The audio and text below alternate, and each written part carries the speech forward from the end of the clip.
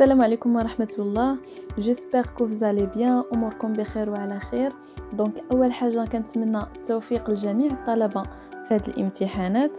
في هذا الفيديو غادي نتطرقوا للموديول GRH بالنسبة les étudiants de semestre 5 gestion. دونك نبداو على بركة الله نتعرفوا على la définition de GRH. شنو هي هاد GRH؟ هي gestion de ressources humaines، إدارة الموارد البشرية. La GRH selon Patrice Roussel. هاد Patrice Roussel شنو قال لنا على la GRH؟ La GRH est l'ensemble des activités qui visent à développer l'efficacité collective des personnes qui travaillent pour l'entreprise. Donc إدارة الموارد البشرية et l'ensemble des activités هي مجموعة من الأنشطة qui vise à développer l'efficacité اللي كتهدف لتطوير الفعالية l'efficacité collective الفعالية الجماعية des personnes qui travaillent pour l'entreprise للأشخاص اللي كيشتغلوا عندنا في واحد l'entreprise. دونك إدارة الموارد البشرية فهي كتهدف لتنظيم الموارد البشرية داخل واحد الشركة organisation ou bien entreprise. Donc l'efficacité étant la mesure dans laquelle les objectifs sont atteints. La gestion de ressources humaines aura pour mission de conduire le développement des ressources humaines en vue de la réalisation des objectifs de l'entreprise. Donc الشركة من خلال تطوير الموارد البشرية ديالها فهي في نفس الوقت كتهدف لتحقيق الأهداف الكبرى للشركة.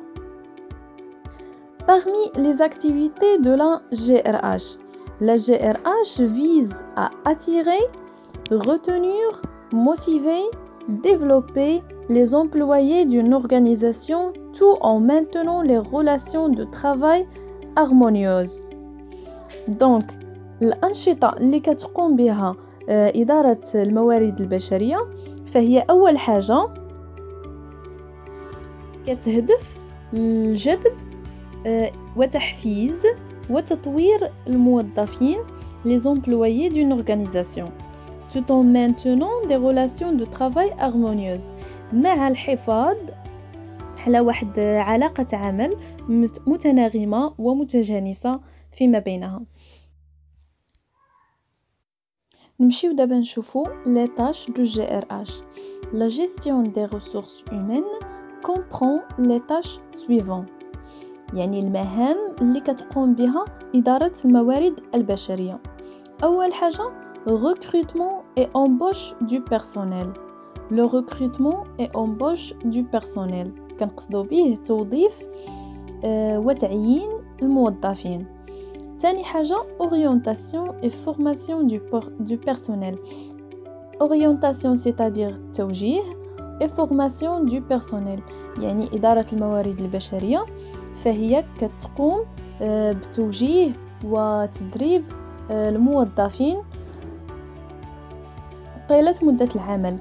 Respect des lois et des normes gouvernementales أي احترام والامتثال للقوانين والمعايير الحكومية. رابع حاجة encadrement dans les fonctions et évaluation des performances du personnel c'est-à-dire تقييم أداء وعمل الموظفين. donc أهم les tâches اللي كتقوم بها la gestion des ressources humaines عندنا 5. le recrutement et embauche du personnel puis orientation et formation du personnel. Troisièmement, respect des lois et des normes gouvernementales. Encadrement dans les fonctions et l'évaluation des performances du personnel.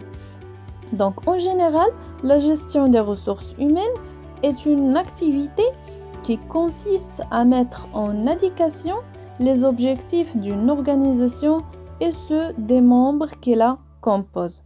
C'est à la fois une fonction dans l'entreprise et un processus d'analyse, de décision et de contrôle. من بعد ما تعرفنا على la définition de la GRH غنشوفوا دابا les objectifs de la GRH أهم الأهداف ديال إدارة الموارد البشرية.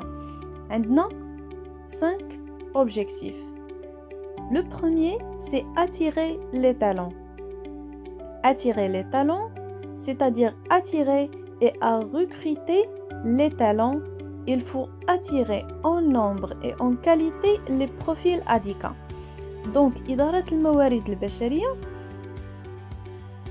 أول هدف غادي نبداو به هو جلب وجذب المواهب les meilleurs du personnel, les personnels qui sont compétents. Donc, le rôle de la fonction ressources humaines est d'attirer vers l'organisation le nombre suffisant de personnes possédant des habilités et de l'expérience. Donc, الدور ديال إدارة الموارد البشرية أهم حاجة جلب العدد الكافي من الأشخاص اللي كيتوفروا على مهارات عالية وتجربة في الدومين. Donc هذا أول objectif, c'est attirer les talents. Deuxième objectif, conserver et fidéliser. Donc les entreprises doivent nécessairement fidéliser leurs talents en déployant des plans de succession, en élaborant des programmes de relève et en mettant en place un programme de soutien à la gestion des carrières. Donc le deuxième objectif باش الشركة تحافظ على العمال اللي عندها فمفروض عليها أنها أول حاجة توفر لهم الراحة في العمل وكذلك توفر بعض الدعم comme les primes d'ancienneté et les promotions. Troisième objectif, c'est développer. La fonction ressources humaines pilote l'évolution des différentes populations par le biais de la gestion de l'emploi et des compétences, des carrières et de la formation, c'est-à-dire effort de formation professionnelle et personnelle, et le pilotage des règles de rémunération et de promotion. Le quatrième objectif, c'est motiver et satisfaire. Motiver le personnel est un des objectifs majeurs de la gestion des ressources humaines. Un personnel motivé représente un atout clé pour une organisation. Et pour motiver et satisfaire le personnel, l'entreprise doit prendre en considération les facteurs suivants. En rémunération, mettre l'accent sur l'évaluation des performances. En climat de travail, mettre l'accent sur la communication avec les salariés. En santé et sécurité, réduction des accidents du travail, formation, prévention. Donc, باش الشركة تحفز العاملين ديالها باش أنهم يعطوها واحد المردودية اللي هي مزيانة، أول حاجة خاصها توفر لهم مثلا مكافآت فيما يخص الأداء ديالهم في العمل، كذلك توفير شروط عمل ملائمة وكذلك التواصل بين الإدارة والعاملين. فهذا شي حاجة مهمة وسط الشركة أنه يكون واحد التواصل بين الإدارة والعاملين، ماشي شي كيشرق وشي كيغرب. تاني حاجة فيما يخص لا سونتي et la sécurité، l'entreprise كيخصها انها دير العاملين ديالها دي فورماسيون اللي كتساعدهم في تجنب حوادث الشغل. Le cinquième objectif, c'est être efficace. Être efficace, assurer la réalisation cohérente de tous les objectifs précédents qui convergent vers une plus grande efficacité de l'organisation. La fonction ressources humaines contribue à la recherche de la performance optimale. Donc, في هذا l'objectif d'être efficace كنقصدو بها ضمان ضمان تطبيق أو إنجاز متناسق لهذه الأهداف اللي شفنا كاملين. Les objectifs précédents qui convergent vers une plus grande efficacité de l'organisation. اللي من خلالهم كنطوروا من l'organisation كنزيدوا نوصلوا لواحد الفعالية اللي هي كبيرة اللي كتطمح لها l'entreprise. On passe maintenant aux missions de la GRH.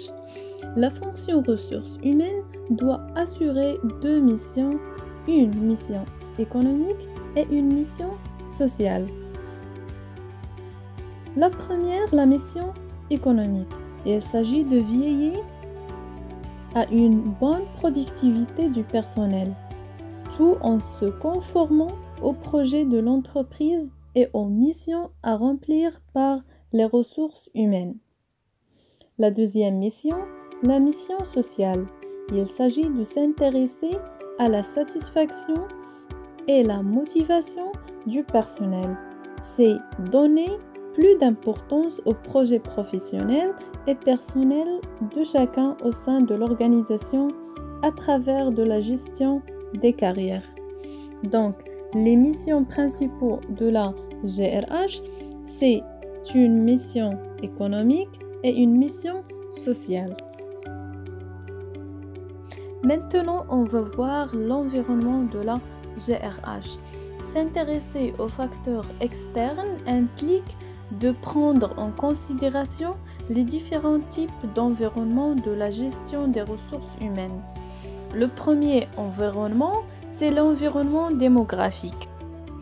Parmi les facteurs qui affectent les liens sociaux, on trouve le vieillissement de la population, يعني الشيخوخة, la montée de l'individualisme, يعني النزعة الفردية, la dégradation de la structure familiale, c'est-à-dire تدهور الهيكل الأسري, puis l'arrivée de la femme sur le marché du travail, يعني ظهور المرأة في سوق الشغل.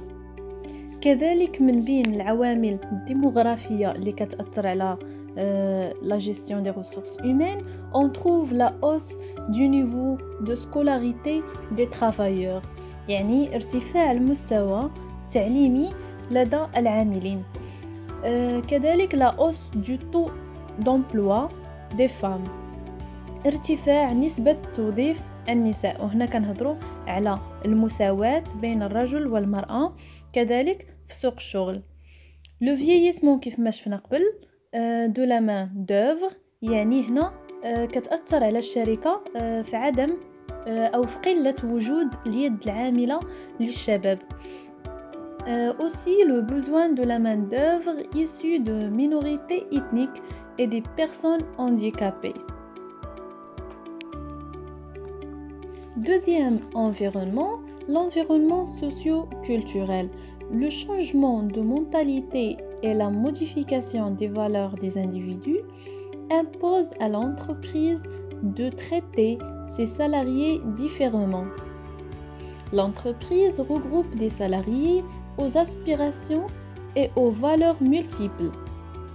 La diversité des âges, des formations initiales, des parcours professionnels et des qualifications se traduisent par de grandes différences d'attente. Ainsi, l'entreprise doit prendre en considération les facteurs socioculturels pour mieux gérer les ressources humaines. D'abord, la modification des valeurs relatives au travail, la diminution de l'importance du travail, l'augmentation de l'importance des loisirs, le stress au travail, la peur de l'avenir et l'effritement du tissu familial. Troisième en l'environnement technologique. L'environnement technologique, les changements technologiques et en particulier les technologies de l'information et de la communication concernent aujourd'hui toutes les entreprises. Les conséquences en matière d'emploi, de compétences, de conditions de travail et d'aménagement des temps du travail. de formation, de motivation et de rémunération sont considérables. Ces mutations technologiques impactent les entreprises en créant de nouveaux enjeux pour la gestion des ressources humaines. Parmi les changements technologiques, on trouve la transformation des métiers, la disparition de certains métiers, nouvelles compétences requises, accroissement de la productivité. Quatrième environnement, l'environnement économique. Ces dernières années sont marquées par l'accentuation et l'internationalisation de la concurrence, le ralentissement de la croissance économique et la saturation des marchés. Ces changements imposent à l'entreprise des efforts en termes d'innovation, de flexibilité et de productivité et de qualité. Pour conserver sa compétitivité, dans ce contexte, l'entreprise doit mobiliser tout le potentiel de ses hommes, leur imagination, leur professionnalisme, leur motivation, leur responsabilité et leur autonomie et leur capacité d'évoluer. Le cinquième environnement, c'est l'environnement politique. La direction des ressources humaines doit prendre en considération les caractéristiques de l'environnement politique avant de mettre en place une stratégie ressources humaines. D'abord, la reconnaissance des droits individuels, c'est-à-dire التعرف على الحقوق الفردية. Puis, les changements des lois, تغيير القوانين. Ensuite, la stabilité politique, أي الاستقرار السياسي. Donc, إدارة الموارد البشرية خاصة تكون على دراية بالعوامل السياسية اللي دايرة بها فيما يخص تغيير القوانين. خاصة تكون دائما على دراية بالقوانين الجديدة اللي تغيرات وتكون دائما أجور. On passe à l'environnement légal. Connaître l'environnement légal de la fonction ressources humaines est une priorité pour l'entreprise. Donc, معرفة أو التعرف على l'environnement légal بالنسبة للرسوغ RH كتعتبر أفضلية بالنسبة للentreprise. Dans ce sens, l'entreprise est tenue de respecter la vie des travailleurs dans le cadre de l'équité et la justice. يعني احترام حياة العاملين في إطار l'équité أي الإنصاف et la justice العدالة. احترام حياة العاملين في إطار الإنصاف والعدالة. Ainsi qu'en assurant une bonne santé au travail. وكذلك ضمان صحة جيدة في العمل. Il faut également garantir aux employés un milieu de travail caractérisé par la sécurité et la liberté. Donc كذلك توفير أو ضمان le milieu de travail اللي كيتميز بالأمان والحرية, la sécurité et la liberté. On passe au dernier environnement, l'environnement éthique. L'entreprise doit tenir compte des éléments éthiques du fait qu'ils influencent largement les pratiques RH mises en place par la fonction RH. Parmi les éléments qu'il faut prendre en considération dans ce sens, on trouve d'abord les préoccupations sociétales et les préoccupations environnementales, les codes de la déontologie et de la bonne conduite et l'émergence de la responsabilité sociale de l'entreprise. Donc, nous allons la deuxième chapitre, ce qui concerne le recrutement. Donc, غادي نتعرفوا على la définition de recrutement, تعريف ديال توظيف le recrutement, ou كذلك les enjeux du recrutement, puis le processus اللي كتبع chaque entreprise fait le recrutement ديالها les salariés. Donc c'est quoi le recrutement? Le recrutement, c'est ensemble d'actions mises en œuvre pour trouver un candidat correspondant aux besoins d'une organisation pour un poste donné. Donc, le recrutement, c'est ensemble d'actions اللي هي مجموعة من الإجراءات اللي كتبعها l'entreprise mise en œuvre pour trouver un candidat اللي كتبعها l'entreprise باش تختار أو يتم إيجاد واحد العامل أو الشخص المناسب في المكان المناسب في le poste donné. Donc, un candidat correspondant aux besoins d'une organisation. Donc, un candidat اللي كيتوفروا فيه الشروط حسب احتياجات هذيك l'organisation. يعني un candidat qui est compétent. Et cela, c'est parmi les enjeux de recrutement. Donc, parmi les enjeux de recrutement, c'est attirer les meilleurs. L'entreprise doit être la capacité d'attirer les meilleurs ou les bons candidats, dépend de l'image de l'employeur. Aussi, l'entreprise sert toujours à limiter les coûts, c'est-à-dire minimiser les coûts.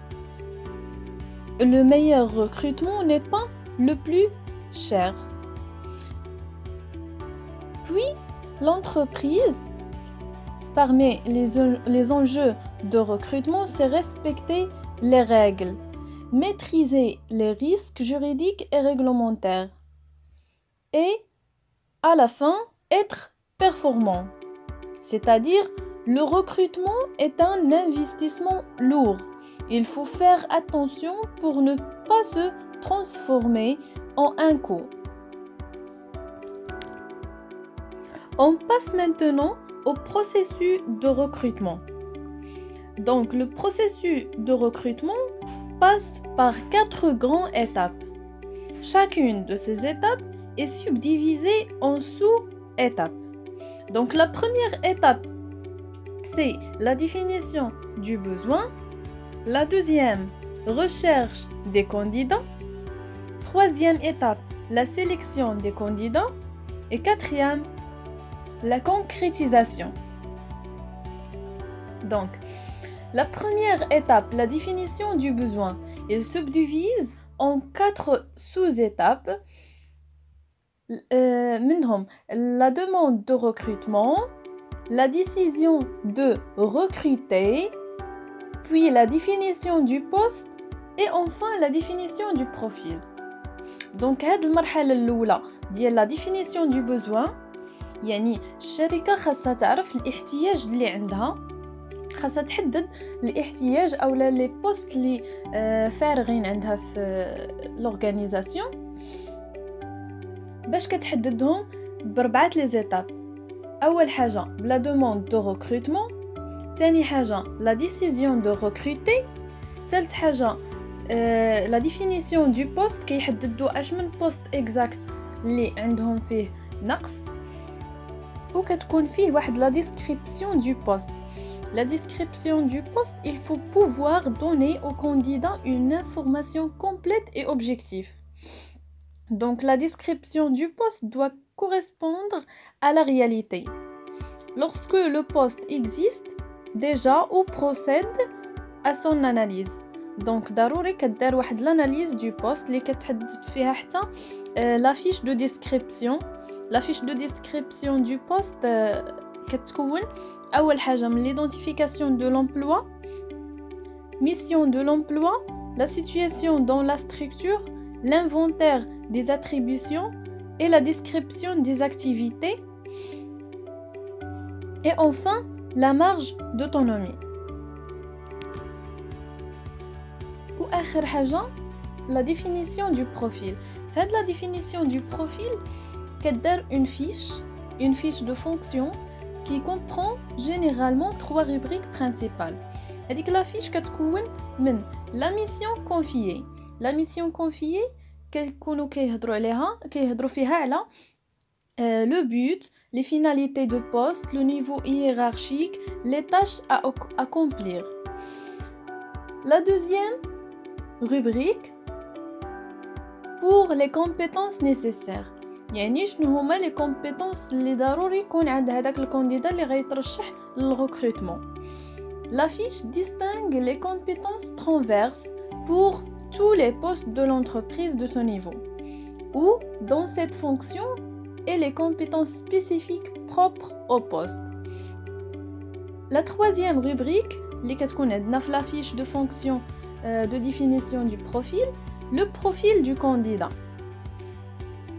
Il est défini notamment par la formation indispensable, la formation souhaitée, l'expérience nécessaire, les compétences spécifiques exigées.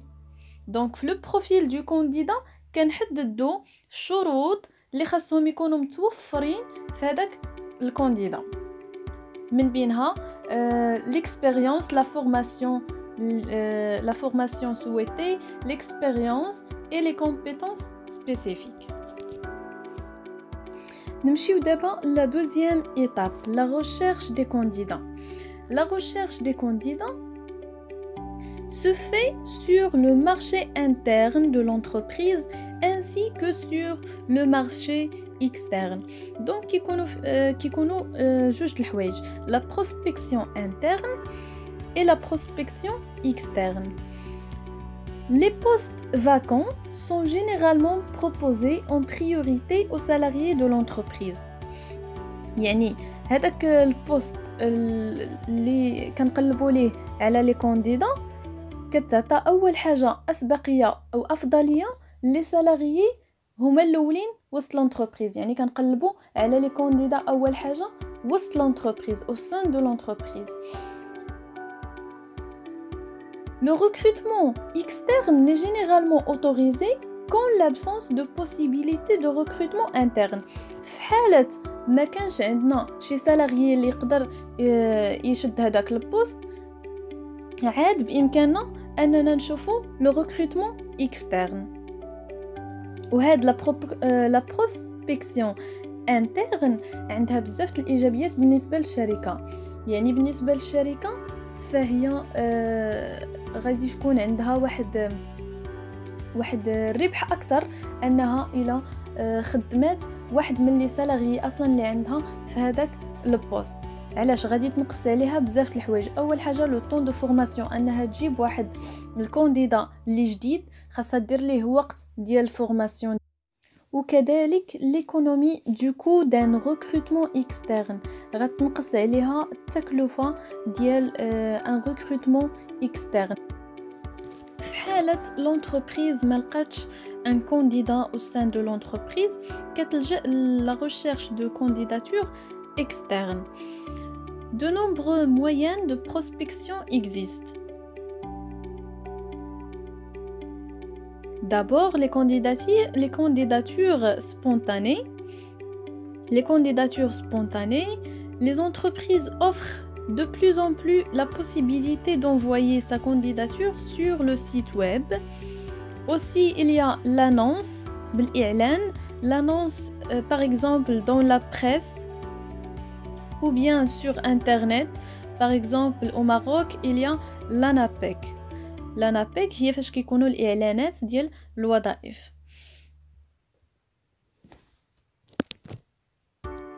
دونك من بعد ما الشركه كدير الخطوه الاولى اللي هي قلنا لا ديفينيسيون دو بوزوان، من موراها لا ريشيرش دي كانديدا، كنجيو ليتاب الثالثه اللي هي لا سيليكسيون دي كانديدا. لا سيليكسيون دي كانديدا كيتم عبر 3 مراحل. اول حاجه لو سي في، كيتبعوا لونتروتيان اي بوي لي تيست. دونك لو سي في هو اول ايماج ديال لو كانديدا عند الشركه، وهنا كتكون واحد لا سيليكسيون باغ لي سي في. لو سي في بعدا باش نعرفوه هو لو كوريكولوم فيتا. لو كوريكولوم فيتا Une première élimination se fait sur des critères relativement simples. Les réponses retenues font l'objet d'un examen approfondi afin de limiter le nombre de candidats pour la suite de processus. La qualité de la lettre et celle de CV ont ici un impact important. Donc le CV et la lettre de motivation permettent aux recruteurs justement de tirer un pronostic à partir des informations qu'il contient. Donc le recruteur cherche en effet à relever les corrélations significatives entre formation, expérience et prétention.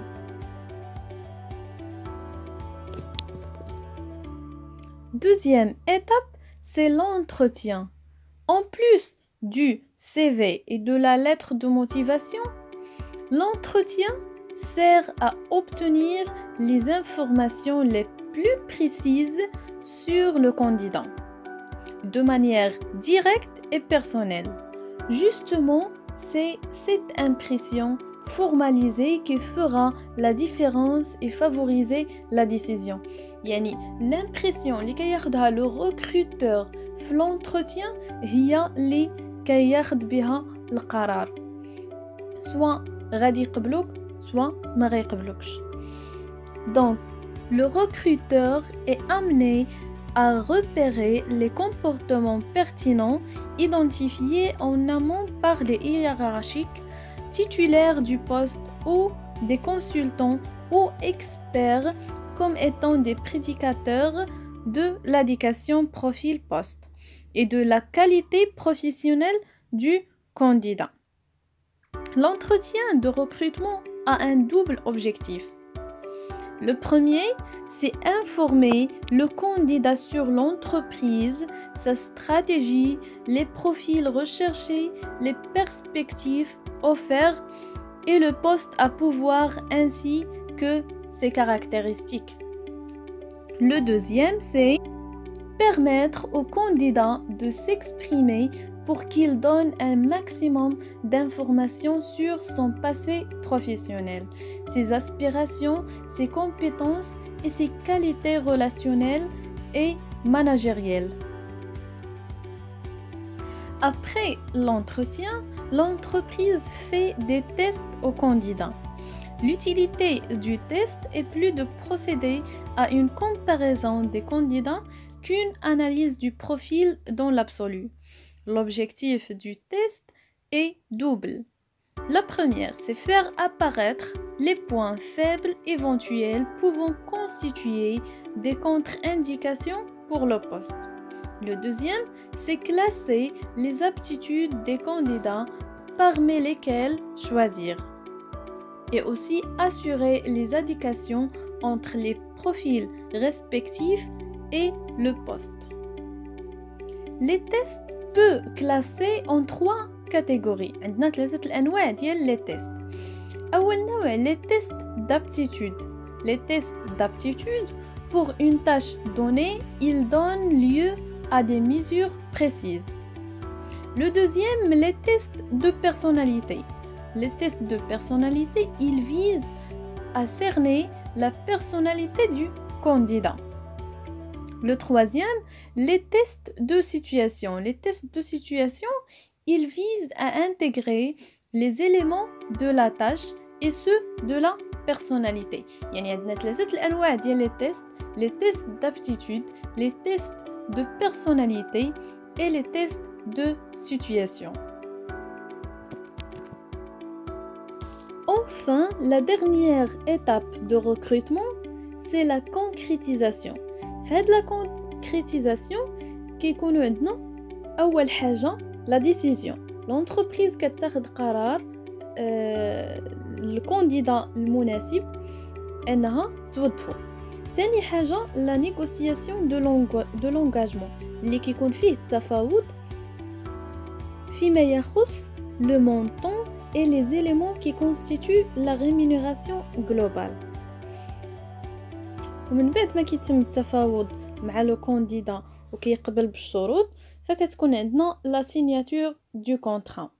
وفي هاد لا سيغناتور دو كونطرا لو سالاريé reçoit après son embauche un document indiquant l'identité des parties, le lieu de travail, le titre du salarié ou la description sommaire du travail, la date du début du contrat, les divers éléments du salaire et la périodicité du versement, aussi la durée de travail.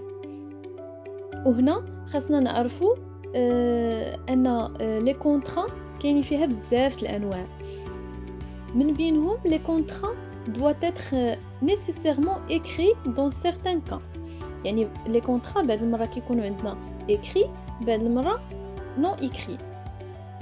بحال contrat à durée déterminée sont des contrats écrits. La contrat à durée déterminée, le contrat de travail temporaire, contrat à temps partiel, contrat d'apprentissage, contrat d'adaptation. Une fois la décision prise de recruter le candidat, il faut, à la date convenue, faire entrer collaborateurs et assurer dans les meilleures conditions son accueil et son intégration. Donc, la dernière étape fait la concrétisation هي l'accueil. من بعد ما كيكون عندنا هادشي كاملو كنديروا لهداك الكانديدا l'intégration. هاد la période d'intégration et dure plus longtemps que la simple période d'accueil. Le suivi de l'intégration doit s'étendre sur une longue période avant que le nouveau salarié n'entre dans le système d'appréciation générale. Pendant la durée de l'essai, la période d'essai نقدروا نقولوا عليها هي واحد الفترة اللي كيجربوا فيها هذاك لو سالاريي جديد اللي عندهم في الشركة. يعني pendant la durée de l'essai, les parties en présence s'intéressent à toutes les règles qui régissent les rapports entre employeurs et salariés. La seule différence essentielle est la nature du contrat. Le contrat d'essai est différent du contrat définitif, surtout concernant le régime de la rupture applicable. Le contrat d'essai peut à tout moment être rompu sans qu'il y ait lieu d'observer un quelconque délai de prévenance. La période et la durée de l'essai doivent être fixées dans le contrat.